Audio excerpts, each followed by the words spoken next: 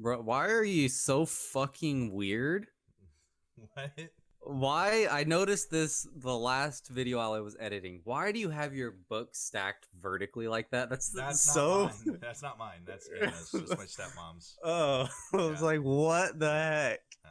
So, It's actually insane. Who stacks their book like not me. that?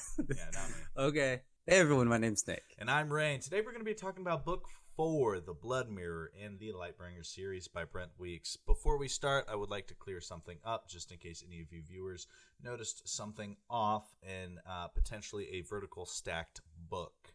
This is not my stacked books. I'm in my dad's basement. This will be the last recording from there. This will be the last recording from there. That is not mine. So, with that out of the way and addressed, Book 4, The Blood Mirror. What's your take? How'd you like it? Unfortunately, this is my least favorite book of the series so far, Okay. but I still enjoyed it overall. I thought this is just as a book, I liked it. As it stands up to the previous three, this was my least favorite. And I think you could probably guess why. One of the reasons, I have two big reasons. Do you want to go ahead and take a guess on why one of my reasons is? Because you're a virgin. Yes, you caught me. Yeah, because all the sex or failed sex attempts. Yeah, it wasn't just how weird it was. It was also that was the whole storyline for them, and that was so boring to me. I mean, his dick Like- wouldn't get hard. It was an His issue. no, Yeah. the whole Kipp Tisis storyline was, oh, you got a weird vagina. What the heck? And she's like, if your dick wasn't so big, we wouldn't have this problem. I gotta stretch my shit out with toys. And that was the whole storyline through the entire book. It was just lame to me. And Kipp was just a complete jerk to her the whole time. Like, it made me really not like Kipp because he was being so childish, which he is a child. Yeah, he's what, so- 17, 18? Yeah, I think at this point he might be 17. But yeah, it really, I had a tough time with that storyline, and Kipp has been my favorite character so far in the series, so it just kind of put a bad taste in my mouth. I didn't like that. He was good outside of that storyline. Yeah, it's true. Like the whole war planning stuff, seeing him and Tisis interacting whenever they weren't at each other's throats was like good. I think he matches with Tisis so much better than he matched with Tia, and that's cool. Like, I really enjoyed this. I really enjoy how they get along and how she compliments him so well. Yeah, I think she's a solid rock that he can cling to when he starts getting, oh, I suck, you know.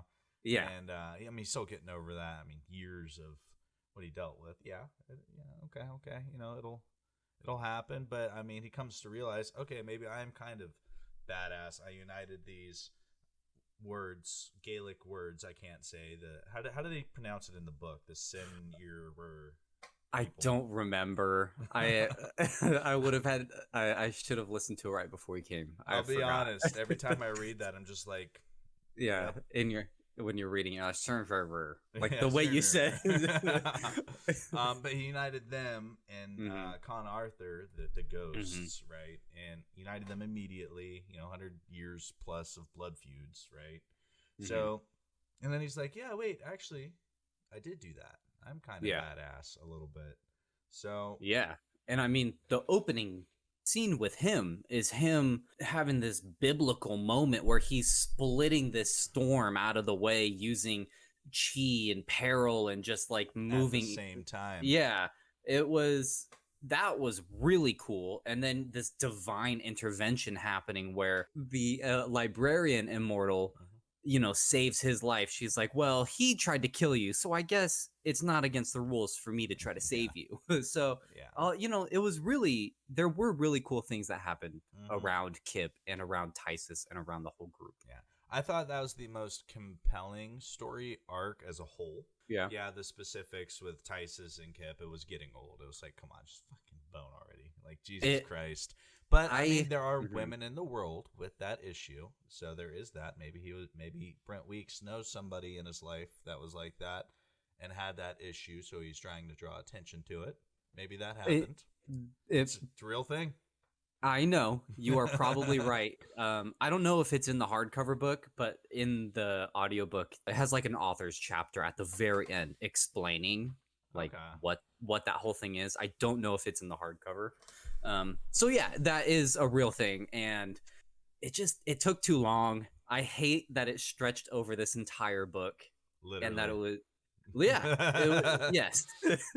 So I really didn't like that. Yeah. But yeah, you are totally correct. There was a lot of really cool stuff that happened with Kipp and with Tisis and the Mighty. Yeah, I And love the Mighty. yeah. I love Winston. He's great. It's so crazy. He's actually a psychopath, and they're just Yeah. like using him because they can rein him in this situation. Yeah. But he definitely needs to die as soon as the war is over. He's a little bereft of morals a little bit. Yes. Yeah. But yeah, no, the Mighty as a whole, that whole story arc, I thought really built upon their foundation. They already had. I mean, the characterization between them was already solid, and it just built more and more on that, especially with Kipp's ascension to their version of the Prism, right? So now he's just straight the leader, the same way Gavin was running around with Ironfist, you know? Yeah. And it's mirroring that a lot, which I thought was super cool. And yeah, Kipp was kicking ass. Yeah. And it's cool to see, even though they are kicking ass and being super awesome, they're like already halfway through their Halos. Like they have a solid at the rate they're going. Kipp says they have like 6 months left. Yeah, they don't have like long. they're all gonna die in 6 months.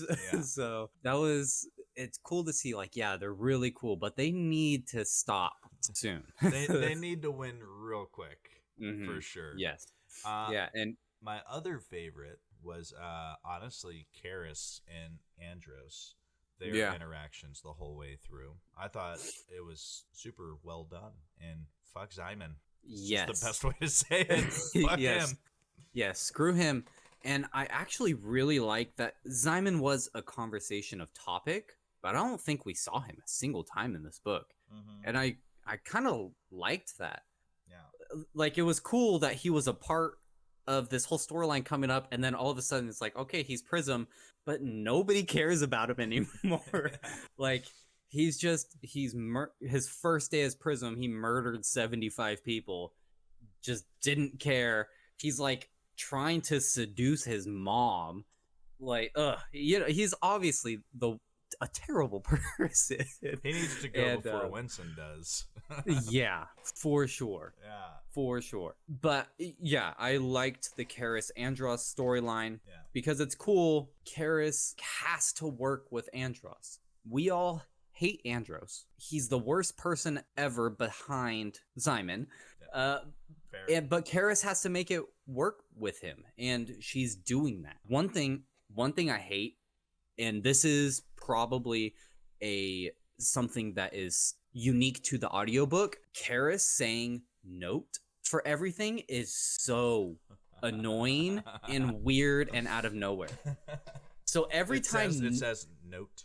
Yes, every time note is written, it says it out loud, and you're like, this is like totally random and out of nowhere. She's never done this before, and all of a sudden, note, do this, note, do like it's your out loud. Book show the chapters? No, it doesn't. Okay, so how it's written, you have like a normal paragraph, and then there's like 2 spaces, then and like italics handwritten script look like, right? Okay. Note, and then there, and then it goes to the next paragraph. Gotcha. So, I was hoping that's how it was, but the way it's read to you is like she's saying this in her head, not that she's physically writing it down. Yeah. So that makes it a little bit better. It's like she has a checklist. Yeah. I always imagine her just like, all right, checking the box, like it's an internal dialogue, checking the box on that list, that line item, you know? Yeah. And so if it is like a physical thing that you're seeing being written, I like that a lot better because man, it reading out loud, it feels so out of nowhere and it gets annoying really fast. But that was just something I figured that was unique to the audiobook. So, that'd be weird. That would definitely be weird. Yeah, aside from that, I really enjoyed her storyline too. Yeah. And speaking of Karris, the way Tia is given, Karris gives her a lot of power, and Tia is not comfortable with it, and she's going to some dark places in this book. Yes, she is. Tia, note, is an amazing character. A note. Yeah. No, Tia, I feel bad for her so much, but also like the fact like she tagged Quentin to kill him, and then quickly untagged him because she was like, that's a dick move, you know. And it turns out he lives, right, which was great. Yep. And then just all her dealings with Murder Sharp, he gives me the creeps. I don't like Murder Sharp. Yeah. Really, especially with his focus on the dog tooth of hers. Yeah. But yeah, no, Tia feels like how I would play a Dungeons and Dragons game. I'd be chaotic good, and I would do some evil shit to get the shit that she's CIA, dude. She's a CIA operative planted by fucking Nixon, and she right now is executing Watergate. That's what she's doing, and it's for the good of the country, right?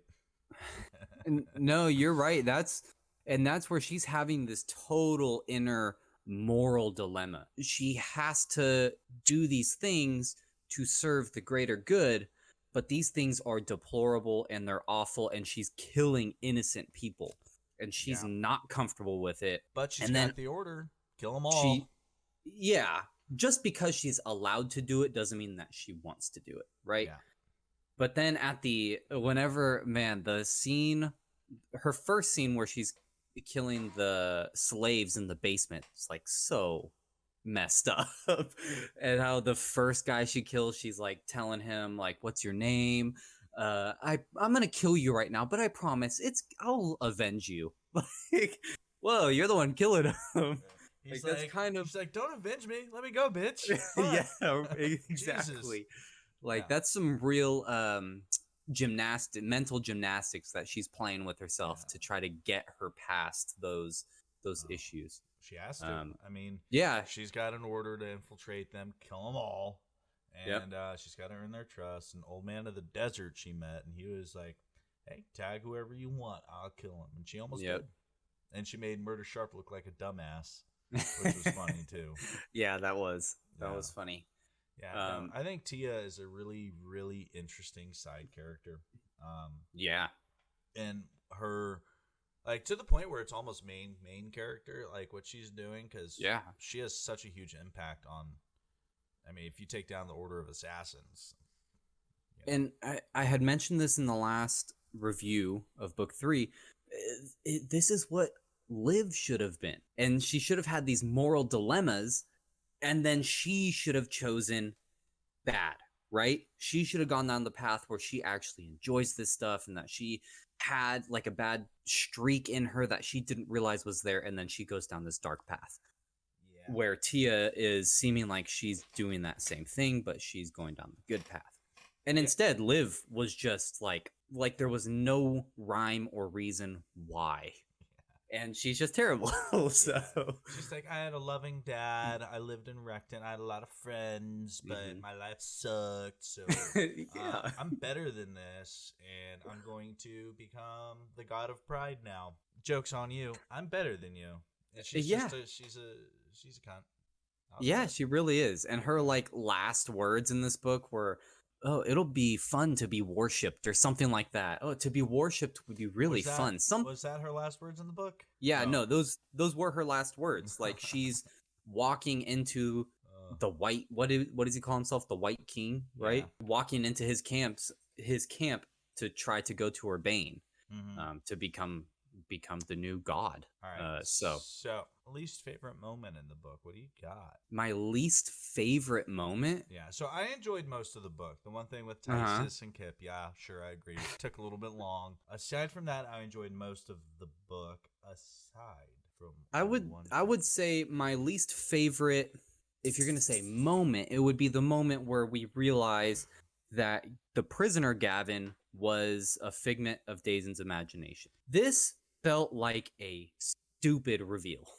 Like a reveal that was not set up properly at the very least. You know what it kind of felt like to me? What's that? A little bit of a retcon. I totally agree with you. it's like he had this idea in the last book, and he Couldn't pan tried it to out. exactly, he just didn't pan it out well, because in books 1 and 2 there was no foreshadowing of like this madness from the black drafting, from Black Lux, at least that I noticed. And then all of a sudden he's trying to like cram it into book 3, but I feel like it didn't hit right, you know? Yeah, I feel So like it just felt like it was out of nowhere. yeah, my theory is essentially Gavin was supposed to be alive. You know, some stuff was going to happen from that. He was going to pop out. But then he decided to go the way he went, and he was like, shit, okay, how do I get rid of Gavin now? Mm-hmm. Black Luxon erases memories. There we go. He's crazy. That's what Yeah. we'll do. And him thinking his way out, Mm-hmm. you know, him imagining his brother escaped was really just him escaping in his own mind of the prisons and dealing with the immortals, which he had no access to at the time. But that's the only thing I didn't like. I enjoyed the interactions with Me too. with Dazen down there, especially with his dad finding him and just straight calling him out. You know, you're insane. You know? Yeah, I think the idea of it was really cool. I really liked the idea of the Black Luxem doing this, like where if you're a black drafter, you could just literally steal other people's drafting ability.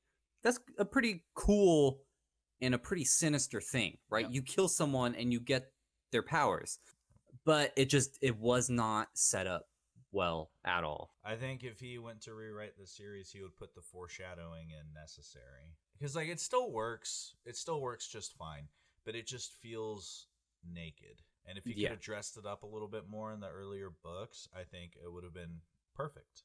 Yes.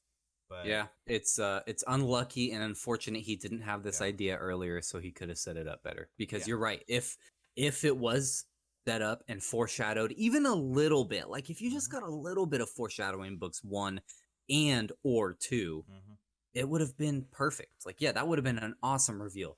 But Gavin, the prisoner, felt too real. It was too much of a focus of book 1, especially, to not be real. So that was very disappointing. That was really the only scene I disliked, because it was the only scene in these books that I felt like was a retcon, was bad planning, was a change of the story, whereas the rest of it feels solid. All of it feels like the same world. I'm immersed. I'm in it. It feels legit. This scene, though, was the first scene where I was like, okay. Yeah, where it's like, that didn't work. Yeah. I totally agree with that. I think we're on the same page with it. It just, it wasn't good. And that, I think, is what really dropped it down compared to the other books, right? Yeah. This book 3 is by far my favorite. Book 3 was, you know, Super you good. can go watch the last review we did. It was awesome. And this one it had a lot of really cool stuff, but it just didn't hit right for me. Yeah, I think if that one thing was fixed, the book would have been the big, you know, the book needed the big just wallop, you know, and you're like, whoa, holy shit, you know. And I think that's where this book did fall flat, but the book itself was at quality. I think the standards quality was all the same. It just lacked that hit that the other books had. Yeah. It just slipped up here. That's all.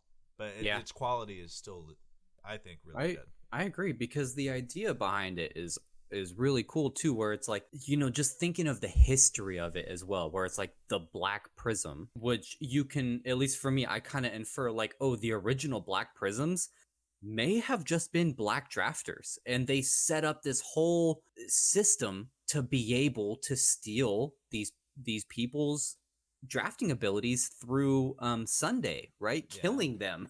Like, you have to release them. Cool. I get to kill them and I get their drafting. It's perfect. It's a win-win, right? So that, you know, the idea behind it is really cool. It just, you know, I'm beating a dead horse. It just wasn't set up. What was a crazy scene, and one of my favorite scenes, was Tia in what's her name, Ironfist's sister's room, right? Nukaba? With him in there. Yeah, the Nukaba. Man, that was a really crazy scene. I kind of, it was a little bit where Iron Fist like figured out it was Tia by the way that she hit her wrist to block the knife. That's to me, I was like, oh, that's a little far fetched, but Yeah. I don't know. Maybe that's just me. Small detail. If anyone would know, yeah, it would be him.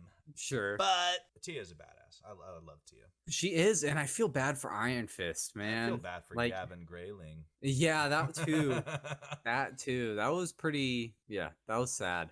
And that was a cool way to like have it. Like Karris was having these really gross feelings about Zyman the whole time.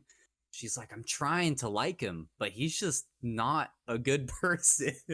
And then Gavin like gives it to her straight. He's like, I'm a white now, so I'm gonna let you know how it is. Your son's a real piece of garbage. Terrible yeah. person.